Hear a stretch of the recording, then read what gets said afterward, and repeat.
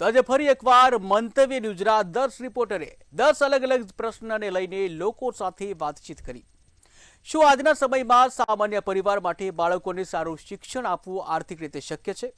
શું શૈક્ષણિક લોન વિદ્યાર્થીઓ અને વાલીઓ માટે મોટું આર્થિક સંકટ બની રહ્યું છે? શું ખાનગી શાળા અને કોલેજની ફી પર સરકારી નિયંત્રણ હોવું જરૂરી છે? ડિગ્રી મેળવ્યા પછી પણ યુવાનોને નોકરી કેમ નથી મળતી?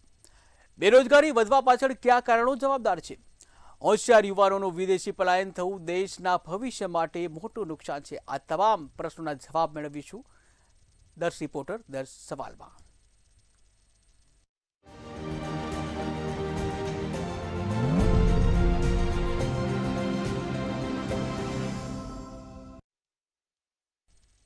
આજના સમયમાં સામાન્ય પરિવાર માટે બાળકોને ઉચ્ચ અને સારું શિક્ષણ આપવું આર્થિક રીતે ખૂબ જ મુશ્કેલ બન્યું છે। ખાનગી શાળાઓ અને કોલેજોમાં બેફામ ફી વધારાના કારણે વિદ્યાર્થીઓના શિક્ષણ પર ગંભીર અસર પડી રહી છે। આ વ્યાપારીકરણ અટકાવવામાં નહીં આવે તો યુવાઓ શિક્ષણથી વંચિત રહી જશે। ત્યારે તમારું શું માનવું છે? સામાન્ય પરિવાર માટે બાળકોને સારું શિક્ષણ આપવું શક્ય બની રહ્યું છે? સારું શિક્ષણ એ સામાન્ય પરિવારો માટે આર્થિક રીતે કેટલું બોજ બની રહ્યું છે અને સામાન્ય પરિવારો ઉપર સારા શિક્ષણની કેટલી અસર પડી રહી છે, કારણ કે બાળકોને સારું શિક્ષણ આપવું હોય તો તે દરેક પરિવારની જવાબદારી છે, પરંતુ સારું શિક્ષણ એ સામાન્ય પરિવારો ઉપર કેટલો બોજ પડી રહ્યો છે આ અંગે અમદાવાદીઓ સાથે વાત કરીશું। આર્થિક રીતે અત્યારે એજ્યુકેશન લેવું એ સામાન્ય પરિવાર માટે ખૂબ અઘરું છે, કેમ કે મોંઘવારી એ હદે વધી છે કે લોકો બધી રીતે એને અફોર્ડ કરી શકતા નથી। કદાચ આજ મારું બાળક હોય તો મારે એને ABCD શીખવાડવી હોય તો 50,000 થી લઈને 70,000 રૂપિયા ફી નર્સરી KG ને આપવા પડે છે ઇંગ્લિશ મીડિયમ માટેના, જે ખૂબ જ દુઃખદાયી છે। એટલે આગળ જતાં મોંઘવારી દબાઈ જ દેવાની છે બધાને। એટલે પૈસાવાળા છે એમના માટે શિક્ષણ લેવું ખૂબ જ સહેલું થઈ જવાનું છે, જ્યારે ગરીબ અને મધ્યમ વર્ગના લોકો છે એ લોકો તો કદાચ શિક્ષણથી વંચિત જ રહી જવાના છે। શિક્ષણ ઘણું મોંઘું થતું જાય છે, ફીસ ટ્યુશન છે, સ્કૂલ છે, ફીસ બહુ વધતી જાય છે એના માટે, એટલે એના માટે શિક્ષણ મંત્રીએ થોડુંક ધ્યાન દેવું જરૂરી છે। કંટ્રોલ થવો જરૂરી છે, કેમ કે ટ્યુશન ક્લાસીસના ફીઓ બહુ જ હોય છે અને સાયન્સ ફેકલ્ટી કયો કે કોમર્સ ફેકલ્ટી કયો, ગમે તે ફેકલ્ટી હોય, ક્લાસીસમાં અત્યારે ઘણી બધી ફીઓ વધી ગઈ છે કે જે સામાન્ય જે પરિવાર હોય છે એને અફોર્ડ કરવું અઘરું પડે છે। પોસાતું નથી, એ છેક દૂરથી આવવાનું, એ ડાયરેક્ટ અહીંયા ચાલતું ચાલતું કોલેજ જવાનું, ના પોસાય। પરિવાર ઉપર બી તેની અસર પડે, કેટલા ખર્ચા ઉપાડવાના, પછી આપણે પોતા ઉપર કંઈ કરવું પડે ને। આર્થિક રીતે તો શક્ય છે નહીં અહીંયા, કેમ કે અહીંયા મજૂર વર્ગની પબ્લિક રહે છે ને એમને પારિવારિક ઘણી સમસ્યાઓ છે। સારી સ્કૂલો તો અહીંયા છે, પણ જે અનુભવી જે એજ્યુકેટેડ શિક્ષકો જોઈએ એ અહીંયા અવેલેબલ નથી। ખાનગી શાળાઓમાં તો ફી વધારે લે છે, પણ શિક્ષકો એજ્યુકેટેડ કોઈ હોતા નથી। કે દિવસે ને દિવસે શિક્ષણ છે તે મોંઘું થઈ રહ્યું છે, ત્યારે સરકારે શિક્ષણ ઉપર એક લગામ લગાવવી જોઈએ, ફી ઉપર અંકુશ રાખવો જોઈએ કે જેમ દિન પ્રતિદિન ફી છે, શિક્ષણ મોંઘું થઈ રહ્યું છે, તેના જ કારણે તેની સીધી અસર છે તે બાળકો, સામાન્ય પરિવારના જે બાળકો છે તેમની ઉપર પડે છે અને તેની અસર પરિવારમાં પણ જોવા મળી રહી છે। કેમેરા પર્સન ધ્રુવ પડિયાર સાથે કિંજલ બોરીસા, મંતવ્ય ન્યૂઝ, અમદાવાદ। સરકારી કોલેજોની સરખામણીએ ખાનગી કોલેજો અધધ ફી વસૂલી રહી છે। ખાનગી શાળાઓ અને કોલેજોમાં ફી વધારા પર સરકારનું પૂરતું નિયંત્રણ ન હોવાના ગંભીર આક્ષેપો ઉઠ્યા છે। વિદ્યાર્થીઓના હિતને ધ્યાનમાં રાખી ખાનગી શાળા અને કોલેજોમાં ફી નિયમન કમિટી લાગુ કરવાની માંગ ઉઠી છે। ત્યારે તમારું શું માનવું છે કે ખાનગી શાળાઓ અને કોલેજોની ફી પર સરકારી નિયંત્રણ હોવું જોઈએ? રાજ્યમાં સારું શિક્ષણ આપવું એ મામલે ખાસ કરીને સરકારી નિયંત્રણ ખાનગી શાળા ઉપર હોવું જોઈએ, કેમ? શું કહે છે અમદાવાદવાસીઓ? આવો જાણીએ। ફી તો ખરેખર બહુ વધી રહી છે, મધ્યમ વર્ગનો પરિવાર પોસાય એવું છે નહીં, અને ટ્યુશનોની બી ફી વધી રહી છે, એના પર પણ કંટ્રોલ નથી, જેથી કરીને સરકારે એના પર કંટ્રોલ લાવવું પડે અને શિક્ષણનું લેવલ પણ થોડું ઊંચું લાવવાની જરૂર છે। સરકારી શાળાઓની હાલત તો બહુ જ ખરાબ છે, ખાલી વોટિંગ માટે જ ઉપયોગ થાય છે, બાકી અત્યારે હાલની તબક્કામાં સરકારી શાળાઓ નહીવત બરાબર છે। ये बार बार फी बढ़ाते हैं, स्कूल का बैग है, फिर चौपड़ियाँ बाहर से लाने की, अमुक बेगा स्कूल से चौपड़ियाँ स्कूल में से देते हो, बाहर से तो बार बार खर्च होता है, फिर कुछ इनका हो तो अलग अलग चार्ज लेके चीज़ें आनी पड़ती है। એમને કા સરકારને ખબર પડે છે કે ભાઈ આ કાશી લાવે છે, શું કરે છે, રોજી રોટી માટે કંઈ બી દોડમદોડી કરતા દાલ રોટી બી ખાવા માટે બી કંઈ પણ કરી તો શકે ને. એના માટે એના પપ્પા એટલી બધી મહેનત કરે કે ભાઈ મારા છોકરા કંઈ આગળ વધશે, પણ સરકાર તો બજા કરે છે બધાની, તો પૈસા લાવવાના કાંથી? ખાનગી શાળામાં બી આ જ હાલતો છે બધી જગ્યા પર. કંટ્રોલ બિલકુલ કાયદેસરનો કંટ્રોલ કરીને કરવું જોઈએ કે ભાઈ આ રીતે આવી રીતે ના થવું જોઈએ. પ્રાઇવેટ સ્કૂલો પોતાની મનમાની ચલાવે છે, બાળકોના એજ્યુકેશનમાં એટલું ધ્યાન નથી આપતી અને અલગ અલગ એક્ટિવિટી માટે અલગ અલગ ચાર્જ વસૂલ કરે છે. અને જે ખાનગી સરકારી જે શાળાઓ છે એની અંદર જે ફેસિલિટી છોકરાઓને મળવી જોઈએ, બાળકોને મળવી જોઈએ, નથી મળતી. તો સરકારે એની પર પૂરતું ધ્યાન આપવું જોઈએ. કારણ કે ટ્યુશનની ફી બી એટલી બધી હોય છે, સ્કૂલના ચોપડા બી એટલા બધા મોંઘા હોય છે. જો સાયન્સમાં ભણતું હોય છોકરું તો એક જ વર્ષમાં 5 લાખ રૂપિયા જતા રહે છે. તમે ગણો ને તો ખબર પડે, રિક્ષા ભાડા આ તે બધું જ થાય છે. એમ એક્ટિવિટી કરાવડાવે છે, ત્યાંથી કમ્પલસરી કપડાં લેવાના, એ લોકોના ચોપડા એમની સ્કૂલમાંથી જ લેવાના, આવું બધું જ કહે છે એ લોકો. પુસ્તકો હોય કે ટિફિન હોય કે કોઈ પ્રકારની જે વસ્તુની ખરીદી છે, સ્ટેશનરીની ખરીદી છે, આ તમામ વસ્તુને સૌથી મહત્વની વાત એ ફી છે તે ખાનગી શાળાઓ પોતાની જાતે નક્કી કરી લેતી હોય છે, જેના લીધે વાલીઓ છે તે બેફામ રીતે લૂંટાઈ રહ્યા છે. ત્યારે આવી જે શાળાઓ છે તેની ઉપર નિયંત્રણ લાવવું જરૂરી છે અને સરકારી નિયંત્રણ આવે તે એટલું જ જરૂરી છે. આજના સમયમાં મોંઘા ઉચ્ચ શિક્ષણના કારણે વિદ્યાર્થીઓ માટે એજ્યુકેશન લોન લેવી મજબૂર બની ગયા છે. ડિગ્રી મેળવ્યા પછી તરત જ સારી નોકરી ન મળતા વિદ્યાર્થીઓ પર વ્યાજના હપ્તાનું ભારણ વધી જાય છે. આર્થિક બોજ યુવાનોના કરિયરની શરૂઆત અને તેમના ભવિષ્યને પ્રભાવિત કરી રહ્યા છે. ત્યારે તમને શું લાગે છે, શૈક્ષણિક લોન વિદ્યાર્થીઓના ભવિષ્ય માટે આર્થિક સંકટ બની રહ્યું છે? ઊંચા શિક્ષણ માટે આર્થિક લોન લેવી એટલે કે એજ્યુકેશન લોન લેવી એ વિદ્યાર્થીઓ અને વાલીઓ માટે શું આર્થિક ભારણરૂપ છે? આ જ વસ્તુને લઈને આજે આપણે યુવાનો પાસે જવાના છે અને આના વિશે તેમના મંતવ્યો જાણવાના છીએ. બધા બેંકો છે કે આર્થિક હોમ સ્ટુડન્ટ લોન તો મળે જ છે એવું નથી, સરકાર સહાય આપે જ છે, પણ એમાં દર વધારે હોવાથી કોઈ નથી ભરી શકતું, કોઈ ગરીબ ઘરનું હોઈ શકે છે, એના સામે એવું કામ નથી મળતું, એનું પણ ધ્યાન થોડુંક દોરવું જોઈએ. વધારે પડતા મા બાપને એમના છોકરાઓને ભણાવવા માટે શિક્ષણની લોન લેવી પડતી હોય છે. એના માટે ગાડી છેલ્લે અમુક વાર એટલી બધું ઇન્ટરેસ્ટ ને બધું હોય છે, બધા છોકરાઓના પપ્પા એને ભરી નહીં શકતા, પેરેન્ટ્સ ભરી નથી શકતા, એટલે છોકરાઓના માથે આવે છે. એટલે આમે એવું કંઈ કરવું જોઈએ કે છોકરાઓના માથે પાછા આવે નહીં ને ગાડી ના ભરી શકે, કંઈ ગાડી ઇસ્યુ થઈ જાય, હા રોજગારી મળવી જોઈએ, કે ઇસ્યુ થઈ જાય પેરેન્ટ્સને ગાડી ના બને એવું બની જાય તો એને છે ને ગાડી માફ કરી દેવી જોઈએ. શિક્ષણ લોન લે છે, ભણે છે, એજ્યુકેટેડ થાય છે, સારું એવું ભણે છે, સ્કોલર બને છે સારા એવા, પરંતુ તો બી એ લોકોને જલ્દી નોકરી મળતી નથી કે ના એ લોકોને પ્લેસમેન્ટ કોઈ સારી એવી મળતી હોય છે અને એ લોકો ક્યાંક ને ક્યાંક અટકાવે છે. એ લોકોને બી આગળ જઈને આર્થિક સંકટ કહેવાય, 100% કહેવાશે. શૈક્ષણિક લોકોને ભવિષ્યનું આર્થિક સંકટ કહેવાશે. અત્યારે જે મા બાપ લોન લે છે, છોકરાને ભણાવી રહ્યા છે, એના કારણે જ મા બાપને બહુ પ્રેશર બી આવે છે અને ઘરનું માણ ચલાવવું પડે છે મા બાપને પણ લોન લઈ. અને એમની સામે શિક્ષણમાં અત્યારે કશું મળી નથી રહ્યું, સારી ફેસિલિટી બી નથી મળી રહી. એમ કહેવાય કે ભણેલા બેરોજગાર છે બધા. શૈક્ષણિક લોન એ છે આર્થિક રૂપ સમાન જ છે પરિવાર માટે અને આગળ જે એમના છોકરા છે એમના માટે બી, કેમ કે જે છોકરાને ભણાવવા માટે લીધી છે તો ત્યાં લગી એમના માતા પિતાને ભરવાની, એના પછી એના પુત્ર ઉપર આવે. પુત્ર ઉપર બે રીતે ઓલી સંકટ કહેવાય. એક રીતે તો પુત્ર જ્યારે સેલેરાઇટ થાય, જોબ કરે, ગમે એ કરે ત્યારે એને પે કરવાની, અને એક રિસ્ક એ છે કે એને ક્યાંય જોબ નહીં ન મળે તો એ કઈ રીતે ભરી શકે. વિદ્યાર્થીઓ સાથે વાતચીત કરતાં જાણવા મળ્યું કે તમામ વિદ્યાર્થીઓ કહી રહ્યા છે કે અત્યારે હાલ ઊંચું શિક્ષણ મેળવવું એ પ્રાથમિક જરૂરિયાત તો છે, સાથે જ આ જરૂરિયાત પૂરી કરવા માટે થઈને માતા પિતાને લોન લેવી પડતી હોય છે અને આ એજ્યુકેશન લોનનું ભારણ ખૂબ જ તેમના ઉપર પણ હોય છે, કારણ કે આર્થિક ભારણ તો થતું હોય છે, સાથે જ તેમની આર્થિક સ્થિતિ જે છે તે પણ નબળી પડતી હોય છે અને માતા પિતાની ઘણીવાર તો જિંદગી જે છે ત્યાં લોનની ભરપાઈ કરવામાં પણ જતી રહેતી હોય છે. કેમેરામેન પૂજન સાથે અનિતા પરમાર, મંતવ્ય ન્યૂઝ, અમદાવાદ. વર્તમાન સમયમાં ડિગ્રી મેળવ્યા પછી પણ યુવાનોમાં બેરોજગારીનું પ્રમાણ ચિંતાજનક રીતે વધી રહ્યું છે. આ સમસ્યા પાછળ પ્રેક્ટિકલ જ્ઞાનનો અભાવ અને ઉદ્યોગોની બદલાતી જરૂરિયાતો જવાબદાર છે.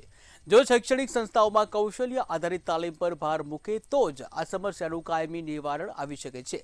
ત્યારે તમારું શું માનવું છે? યુવાનોને નોકરી ન મળવા પાછળ કયા કારણો જવાબદાર છે? નમસ્કાર મિત્રો, આ જામનગર વાસીઓ પાસેથી જ આપણે જાણશું કે ભણ્યા બાદ ડિગ્રી મેળવે છે, પણ ડિગ્રી મેળવ્યા બાદ પણ નોકરી નથી મળતી. તો ક્યાંક ને ક્યાંક પ્રેક્ટિકલ જ્ઞાનનો અભાવ છે કે શું, કે શિક્ષણ પદ્ધતિમાં કંઈ ફેરફાર કરવાની જરૂર છે કે શું, તે જામનગર વાસીઓ પાસેથી જાણશું. અત્યારના જમાનામાં શિક્ષણ તો મેળવવું પણ સાથે સાથે પરીક્ષા ફી ભરવી અને આ બધું કરવું એટલે માણસને એમ થાય કે આટલા બધા પૈસા શિક્ષણ પાછળ વેડફવા છતાંય નોકરી મળતી નથી લોકોને. તો આ અંગે ખરેખર તો આપણી શિક્ષણ પદ્ધતિમાં કંઈક ફેરફાર કરવો જોઈએ. મોટી જેટલી કંપનીઓ આવે છે, મેગા કંપનીઓ આવે છે કે ઇન્ટરનેશનલ કંપનીઓ આવે છે, એમાં આપણે ખરેખર જોઈએ તો જોબ કટ થાય છે, કારણ કે આખી કોમ્પ્યુટરાઇઝ હોય છે, એમાં મેન પાવરની કાંઈ જરૂર હોતી જ નથી. એટલે છોકરાઓ પોતે સારી ડિગ્રી લઈ અને બેકાર હોય એટલે એ ડિપ્રેશનમાં આવી જાય છે, વ્યસનો તરફ વળે છે, અને એમાં ખાલી છોકરાનું એકનું કેરિયર નહીં પણ આખો પરિવાર ત્યારે ટેન્શનમાં હોય છે અને આખું પરિવાર બરબાદ થઈ જાય. એ લોકો છૂટા થઈ જાય 4 વર્ષ પછી એમ કહેવામાં આવે છે કે તમે અગ્નિવીર કરીને આવો, એના પછી તમને ગમે એ નોકરી સારી મળશે.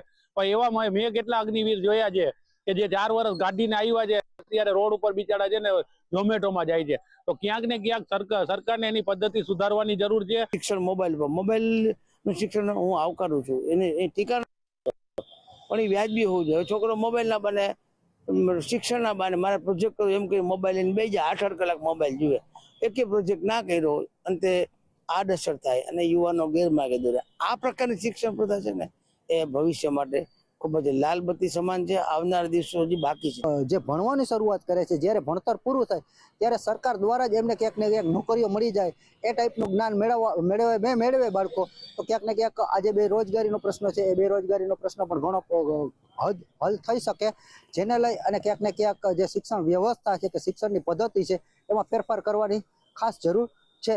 કેમેરામેન રોહિત નારવાણીની સાથે હિરેન ગાંધી, મંતવ્ય ન્યૂઝ, જામનગર. પરંપરાગત શિક્ષણ પદ્ધતિ માત્ર સૈદ્ધાંતિક જ્ઞાન અને ગુણ મેળવવા પર વધુ ધ્યાન કેન્દ્રિત કરે છે અને જેના કારણે વિદ્યાર્થીઓ માર્કેટ માટે જરૂરી પ્રાયોગિક કૌશલ્યથી વંચિત રહી જાય છે. જો શૈક્ષણિક સંસ્થાઓ કૌશલ્ય આધારિત તાલીમ અને ઇન્ટર્નશીપ પર ભાર મૂકે તો આ સમસ્યાનું કાયમી નિવારણ આવી શકે તેમ છે. ત્યારે તમારું શું માનવું છે? કૌશલ્ય આધારિત કોર્સ કરવાથી બેરોજગારીની સમસ્યા હલ થઈ શકે છે?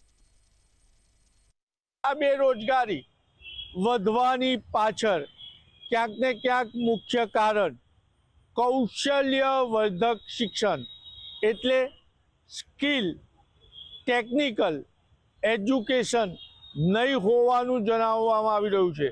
તો શું હવે ડિગ્રીની જગ્યાએ ટેકનિકલ શિક્ષણ મેળવવાથી રોજગારીની સમસ્યા હલ થશે? આ બાબતે આપણે લઈશું યુવાનોના મંતવ્ય. જે ટેકનિકલ તમે જે કોર્સની વાત કરો છો કે ભાઈ જે મેડિકલનો કોર્સ હોય કે ભાઈ કોઈ પણ પ્રોફેશનલ કોર્સ હોય, લોયર હોય, એન્જિનિયર હોય, તે બધા કોર્સો 6 વર્ષ 7 વર્ષના કોર્સ હોય છે. હવે એ તમે 1-1.5 વર્ષમાં પૂરો કરવો છે અને એના પછી તમારી સરખામણી તમારે એ એન્જિનિયર કે ડૉક્ટર કે વકીલ કે પછી કોઈ બીજા કોઈ PhD વાળા વ્યક્તિ અથવા તો વિદ્યાર્થી જોડે કરવી છે, તો એ સરખામણી આપ તદ્દન જૂઠી છે. પર્ટિક્યુલર ફિલ્ડની અંદર જરૂરિયાત હોય તો એના જે સ્કિલ હોય એ વ્યક્તિમાં હોવા જરૂરી છે, તો એ વધારે આગળ વધી શકે છે. એટલે ડિગ્રી એક એન્ટ્રી લેવલના વાત હોઈ શકે છે, પરંતુ જો એ સ્કિલ આધારિત સ્કિલ બેઝ કોર્સિસ વધુ સારા કરે તો એના લીધે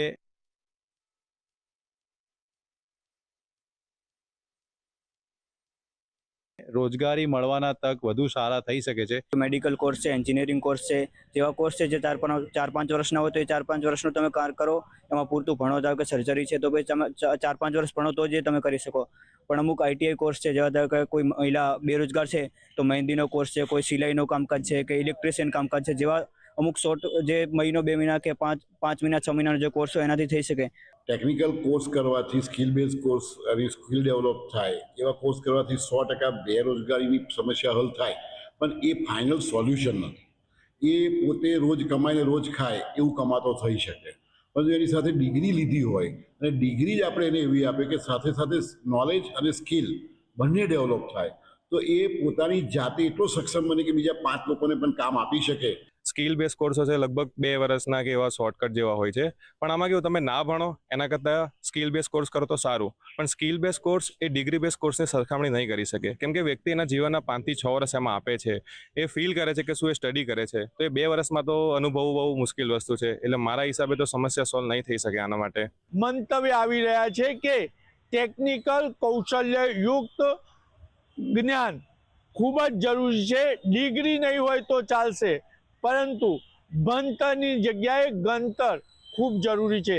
કેમેરામેન મિલિંદ મેલે સાથે નિલેશ બ્રહ્મભટ્ટ, મંતવ્ય ન્યૂઝ, વડોદરા. શિક્ષણ પાછળ લાખોનો ખર્ચ કરવા છતાં ઓછા પગારે કે ઓછી લાયકાતવાળી નોકરી મળવાથી યુવાનો પર તેની ગંભીર અસર પડે છે. લાખોની લોન અને પરિવારની અપેક્ષાઓનું દબાણ તેમના આત્મવિશ્વાસને તોડી નાખે છે. આવી પરિસ્થિતિમાં યુવાનોમાં ગુસ્સો અને નકારાત્મક વધે છે. ત્યારે તમારું શું માનવું છે? લાખોનો ખર્ચ કર્યા બાદ પણ નોકરી ન મળતા યુવાનો ઉપર કેવી અસર પડે છે?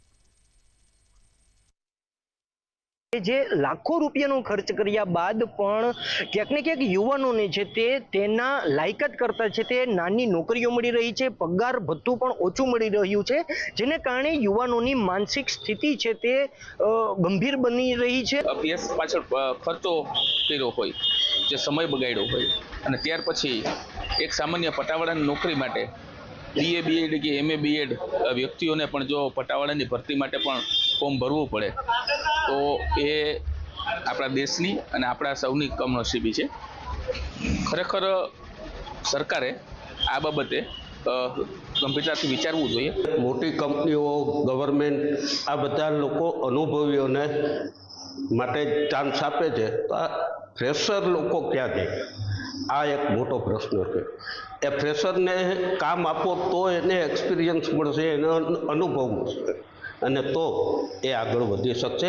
બાકી તો એ લોકો માનસિક રીતે ખૂબ જ નબળા પડી જાય છે. આજે લાખો રૂપિયાનો ધુમાડો કરી અને આટલા બધા ક્લાસીસ અને મોટા મોટા કોચિંગ સેન્ટરોમાં અને સારી સારી યુનિવર્સિટીમાં માતા પિતા પેટે પાટા બાંધીને પોતાના સંતાનોને ભણાવે છે અને વિદ્યાર્થીઓ ભણી અને ત્યારબાદ બહાર આવે છે તો એમને કોઈ પણ પ્રકારની નોકરી મળતી નથી. માની લ્યો કે મળે છે તો પોતાના સ્તરથી નીચેની નોકરી મળે છે. તો એનાથી શું થવાનું? સાયકોલોજીકલી તેઓ મેન્ટલી વીક થતા જાય છે. તો મારું એવું માનવું છે કે સરકારે આની ઉપર ધ્યાન દેવું જોઈએ અને તમામ ક્ષેત્રોની અંદરમાં કેડાર મુજબ એને નોકરી મળવી જોઈએ. કોઈ પણ યુવાન જ્યારે ક્વોલિફાઈડ હોય અને એને જોઈએ એવી જોબ ન મળે તો એના પરિવારની અને એની માનસિક સ્થિતિ ખરેખર ખરાબ થઈ જાય છે અને એ વ્યસનના રવાડે ચડે છે અને ક્રાઇમના રવાડે ચડે છે. એને એમ થઈ જાય છે કે જેના માટે મેં આ બધું કર્યું એ બધું વ્યર્થ છે.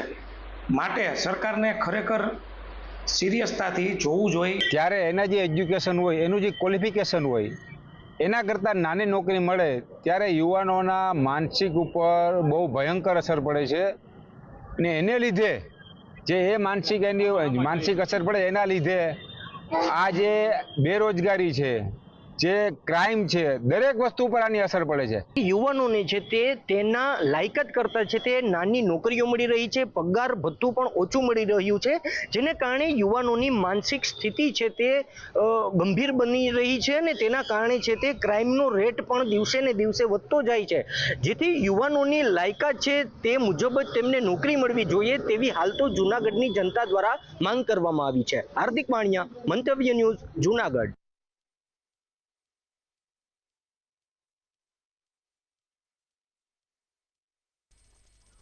બેરોજગારી વધવા પાછળ સરકારી નીતિઓની નિષ્ફળતા અને બદલાતા આર્થિક પરિબળો જવાબદાર છે. નિષ્ણાંતોના મતે રોજગારલક્ષી નીતિઓ અને કૌશલ્ય વિકાસનો અભાવ હોતા યુવાનો ડિગ્રી હોવા છતાં નોકરી મેળવવામાં નિષ્ફળ રહ્યા છે. આ ઉપરાંત આધુનિક ટેકનોલોજીના કારણે પણ રોજગારીની તકો ઘટી છે. ત્યારે તમારું શું માનવું છે? બેરોજગારી વધવા પાછળ કયા કારણો જવાબદાર છે? વધતી બેરોજગારીને કારણે ખાસ કરીને વાત કરીએ જે છાત્રો કહી રહ્યા છે આ વખતે મળીએ, કેમ કે જે अलग अलग विस्तार में अलग अलग छात्रों से તે શું કહી રહ્યા છે એના વાતે સાંભળીએ. अगर लोग एजुकेटेड रहेंगे तो उनके पास कुछ ना कुछ ऐसी स्किल डेवलप लेंगे जिससे वो अपना आगे बढ़ के कुछ भी कर सकते हैं. अगर एजुकेशन सब पे अच्छा है, बेरोजगारी अपने आप कम जाएगी. और दूसरा एक मुद्दा जाता है बेरोजगारी के लिए, पॉपुलेशन. अगर हमारी अच्छी है, हमारी यूथ अच्छी है, अगर हमारी यूथ पढ़ाई पे ध्यान दे रही है, कोई स्किल डेवलप पे ध्यान दे रही है, तो बेरोजगारी का पहली बात सवाल नहीं पैदा नहीं होता है. ક્યાંક ને ક્યારેક અમુક કોઈના ઓળખાણના લીધે કે ક્યારેક જે યોગ્ય હોય પણ એને એડમિશન ત્યાં ભરતી ના થતી હોય અને અયોગ્યને પણ ક્યારેક ને ક્યાંક ભરતી કરવામાં આવે છે. તો આમાં થોડુંક પ્રશાસન દ્વારા પણ ધ્યાન દોરવામાં આવે અને પારદર્શક નીતિઓ બનાવવામાં આવે અને પારદર્શક રીતે આ પ્રતિયોગિતાઓની જે આયોજન કરવામાં આવવું જોઈએ. બેરોજગારીનું કારણ એ જ છે કે અત્યારે જે હોશિયાર વિદ્યાર્થી છે એને એડમિશન નથી મળતું. એનું કારણ એ છે કે ડોનેશન લેવા બધા બેઠા છે. જો ડોનેશન આપીએ $1-2 લાખ રૂપિયા તો જતનારાયણ એડમિશન આપી જાય છે અને જે વિદ્યાર્થી નબળો છે એ ડોનેશન આપીને એડમિશન લઈ લે છે. એના કારણે જે આપણા વિદ્યાર્થી સ્ટોપર છે જે છે એને એડમિશન પૂરું નથી મળતું. એના કારણે બેરોજગારીની તક વધારે છે. बेरोजगारी का कारण कोई गवर्नमेंट और कोई संस्था नहीं होती है, बिकॉज वहाँ पे अगर 100 बच्चे पढ़ रहे हैं तो उसमें से 10 टॉप भी करते हैं और 90 नहीं करते. तो उसका ये कारण है क्योंकि वो 90 जो भेड़ चाल में चलने वाली बात है ना, वो कम कर देनी चाहिए और अपनी गलतियाँ भी माननी चाहिए। એનું કારણ એ જ છે કે જે લોકોને પૂરતું શિક્ષણ મળવું જોઈએ, જે લોકો સાચેમાં આગળ જવા માંગે છે પણ એ લોકોને પૂરતું શિક્ષણ નથી મળતું અને એના કારણે એ લોકો આગળ નથી વધી શકતા અને એ લોકોને પૂરતી નોકરી નથી મળતી કે એ લોકો બિઝનેસ નથી કરી શકતા. તો એ લોકોને પૂરતું શિક્ષણ આપવામાં આવે તો એ લોકો પણ આગળ જઈને ભારતનું ભવિષ્ય બની શકે છે. જી તો બિલકુલ સમળે આજે છાત્ર જે અલગ અલગ શિક્ષા વાદી છે ને અલગ અલગ જગ્યાએ ભણાઈ કરી રહ્યા છે. એમનું કહેવું છે કે જે શિક્ષક વિભાગ છે એ જવાબદાર છે, સરકાર જવાબદાર છે અને પોતે જવાબ છે. કશે ને કશે અમે લોકો વાત કરી રહ્યા કે જ્યાર સુધી પોતે શિક્ષિત નહીં થશું, પોતે એના લાયક નહીં થશું ત્યાર સુધી શિક્ષક કશે ને કશે એવી રીતે રહેશે અને જે નોકરીની વાત છે એ નોકરી આવી રીતે થતી રહેશે કેમ કે જે આપણે એના લાયક જ ના હોય ને નોકરી કેવી રીતે માંગી શકીએ એ લોકો કહી રહ્યા છે. કેમેરામેન શોએબ શેખ સાથે દીપક રામન, TV ન્યૂઝ, સુરત. ખાનગી શિક્ષણ સંસ્થાઓની લૂંટ રોકવા માટે સરકારી શાળા અને કોલેજોનું સ્તરીકરણ કરવું અનિવાર્ય છે. સરકારે શિક્ષણ પાછળ જીડીપીનો મોટો હિસ્સો ફાળવી હાઈટેક લેબ, સ્માર્ટ ક્લાસ અને ડિજિટલ લાઇબ્રેરી જેવી સુવિધાઓ મફત આપવી જોઈએ. આ ઉપરાંત ખાનગી ફી નિયમન સમિતિએ વધુ કડક બનાવવું જોઈએ. ત્યારે તમારું શું માનવું છે? સરકારી સંસ્થાઓનું સ્તર સુધારવા શું કરવું જોઈએ? આજે દેશમાં લાખો વાલીઓ ખાનગી શાળાઓ અને કોલેજોની અધધ ફી અને લૂંટથી તંગ આવી ચૂક્યા છે. પણ સવાલ એ થાય છે કે સામાન્ય માણસે ખાનગી કહી શકાય કે સંસ્થાઓના ચક્કરમાં પડવું શા માટે પડે છે? શા માટે દેશની શાળાઓ અને કોલેજોમાં આજે પણ લોકોનો વિશ્વાસ જે છે ત્યાં શાળાઓ એટલે કે સરકારી શાળા અને કોલેજો જીતી કેમ નથી શક્યા? ત્યારે આવો જાણીએ આ મામલે વાલીઓ તેમજ વિદ્યાર્થીઓ તેમજ શિક્ષકો જે છે તે શું કહી રહ્યા છે. જે ગવર્મેન્ટ સ્કૂલ છે અને જે ગવર્મેન્ટ કોલેજીસ છે એમાં જે ડિજિટલ જે બધી ફેસિલિટીઝ છે એ ડેવલપ કરવી જોઈએ. ટેકનોલોજીના લેબ જે છે તે નવી ડેવલપ કરવી જોઈએ. એન્ડ જે ટીચર્સની ભરતી જે છે તેના પર ફોકસ કરવું જોઈએ. એટલે કોઈ પણ ઇન્સ્ટિટ્યૂટ અથવા તો કોઈ પણ કોલેજ અને સ્કૂલના ટીચર્સ છે સ્ટુડન્ટના મેન્ટલ, ફિઝિકલ અને ઇમોશનલ બધી જ સ્ટેટસ ઉપર આપણે ધ્યાન રાખવાનું રહેશે કે જેનાથી સ્ટુડન્ટ એ એમની કોલેજની અંદર ઇઝીલી સ્ટડી કરી શકે અને એમનું ફ્યુચરને બ્રાઇટ કરી શકે. એમાં એક્ટિવિટીઝ વધારે ઇમ્પ્રૂવ કરવી જોઈએ કે જેથી જે બી બાળકો છે તે લોકોને કોલેજો અને સ્કૂલોમાં ભણવા આવવા માટે ઈચ્છા થાય અને એ લોકો વધારે એક્ટિવિટીમાં પાર્ટ લે કે જેથી એ લોકોને આગળના ફ્યુચરમાં બી એ લોકોને હેલ્પ થાય કે કયા ફિલ્ડમાં જવાનું છે કે કેવી રીતે આપણે આગળ ડિસિઝન લેવાના છે તેના પ્રત્યે એ લોકોને વધારે સારી રીતે ખબર પડે. सरकार को, सरकारी संस्थाओं को आधुनिक बुनियाद ढांचा जैसे डिजिटल क्लासरूम, अपडेट लैब्स और समृद्ध लाइब्रेरी और साफ सफाई की त्वरित व्यवस्था करनी चाहिए. इसके साथ ही खाली पड़े पदों पर योग्य शिक्षकों की पारदर्शी भर्ती हो और उनकी नियमित ट्रेनिंग सुनिश्चित की जाए ताकि पढ़ाई केवल किताबों तक सीमित ना रहकर वो एक व्यवहारिक और अपना जो बेस्ट रहता है. કે જે ગવર્મેન્ટ સ્કૂલો છે, જે બી કોલેજો છે તો એમાં પૂરતી ફેસિલિટી મળતી નથી. જેટલા સ્ટુડન્ટને મતલબ જેટલા ટ્યુટર હોવા જોઈએ એટલા હોતા નથી. જે બી અધિકારીઓ છે એ લોકો એના પર ફોકસ કરે કે એ લોકોને પૂરતી ફેસિલિટી મળી શકે. જે બી ટ્યુટર છે એ લોકોની ભરતીને ઇન્ક્રીઝ કરે કે જેથી મિનિમમ જે બી સ્ટુડન્ટની સ્ટડી છે એના પર ફોકસ કરી શકે. સરકારી શાળાઓ જે છે તે ફક્ત ને ફક્ત માત્ર ઇમારતો નહીં પરંતુ ગુણવત્તાયુક્ત શિક્ષણ તેમજ આધુનિક લેબ્સ અને યોગ્ય શિક્ષકોની તાત્કાલિક ભરતી કરવામાં આવે તો જ આ ખાનગી સંસ્થાઓ જે લૂંટ કરી રહી છે તેના પર કાયમી બ્રેક વાગશે. હવે જોવાનું એ રહે છે કે સરકાર આ શિક્ષણ વ્યવસ્થાને સુધારવા માટે કેવા કડક પગલાં ભરે છે. કેમેરામેન રાજ સાથે અક્ષય મકવાણા, મન TV ન્યૂઝ, સુરત. લાયકાત મુજબ યોગ્ય રોજગાર અને આર્થિક તકો ન મળતા હજારો પ્રતિભાશાળી યુવાનો વિદેશ તરફ આકર્ષાય છે. આ સ્થિતિ માત્ર આર્થિક નુકસાન જ નથી લાવતી પરંતુ દેશની સંશોધન અને ઇનોવેશન ક્ષમતાને પણ નબળી પાડે છે. જો યુવાનોને રોકવામાં નહીં આવે તો દેશ વૈશ્વિક સ્પર્ધામાંથી બહાર થઈ શકે છે. ત્યારે તમારું શું માનવું છે? યુવાનોનું વિદેશ પલાયન થવું દેશના ભવિષ્ય માટે મોટું નુકસાન છે? પોતાની કારકિર્દી બનાવવા માટે દેશના પ્રતિભાશાળી યુવાનો ભારત છોડીને પલાયન કરે છે અને વિદેશમાં પોતાનું શિક્ષણ ગ્રહણ કરે છે અને વિદેશમાં જ રહેવાનું ક્યાંક પસંદ કરે છે. ત્યારે તેના કારણે ભારતને મોટું નુકસાન થાય છે.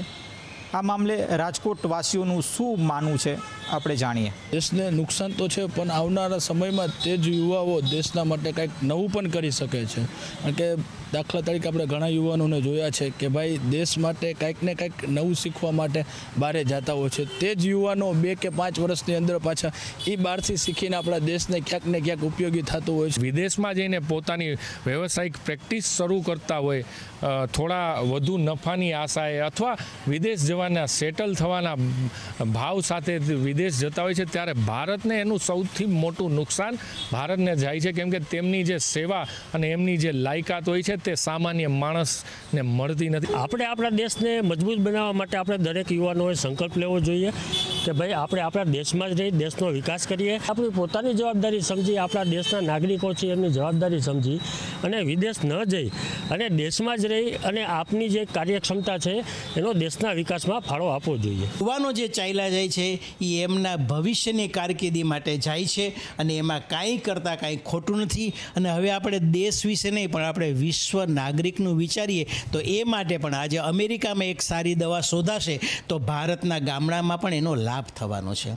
જે આપણે ફાર્માસિસ્ટને કે રિસર્ચરને લાભ નથી આપી શકતા એ અમેરિકા આપે છે, તો એ આપણને ભારતને જ ફાયદો છે. પૂરતી સગવડ નથી મળતી અને અમુક ટૂંકમાં આપણે કહીએ ને કે હૈડેડ કરવામાં આવે છે, એ વસ્તુ ત્યાં નથી. ત્યાંની કદર છે, અહીંયાની કદર નથી થતી. ભારત માટે એ પ્રકારનું નુકસાન કે આપણા દેશના ઘણા યુવાનો પ્રતિભાશાળી છે, એને જો અહીંયા થોડુંક પ્રોત્સાહન આપવામાં આવે તો ભારત પણ ઘણી પ્રગતિ કરી શકે એમ છે. વિદેશ પલાયન તે ભારત માટે ખૂબ જ મોટું નુકસાન છે, કારણ કે યુવાનો છે તેમને ભારતમાં પણ એ સ્તરનું જે વિદ્યા છે, જે શિક્ષણ છે તે અહીંયા મળી રહે છે, છતાં એ શા કારણે વિદ્યાર્થીઓ વિદેશ જવાનું પસંદ કરી રહ્યા છે તે પણ એક ચિંતાનો વિષય છે. કેમેરાપર્સન વ્યાસ રૂપંડેલ, રાજકોટ. શિક્ષણ અને રોજગારની પરિસ્થિતિને બદલવા માટે યુવાઓ અને સરકારે સાથે મળી કામ કરવું પડશે. સરકારે ગોખણપટ્ટી આધારિત શિક્ષણને બદલે ઉદ્યોગોની જરૂરિયાત મુજબના અભ્યાસક્રમો દાખલ કરવા જોઈએ. યુવાનોએ પણ ડિગ્રી પર નિર્ભર રહેવાને બદલે કૌશલ્ય આધારિત કોર્સ કરવા જોઈએ. તમારું શું માનવું છે? શિક્ષણ અને રોજગારીની પરિસ્થિતિમાં કેવા પરિવર્તન લાવી શકાય?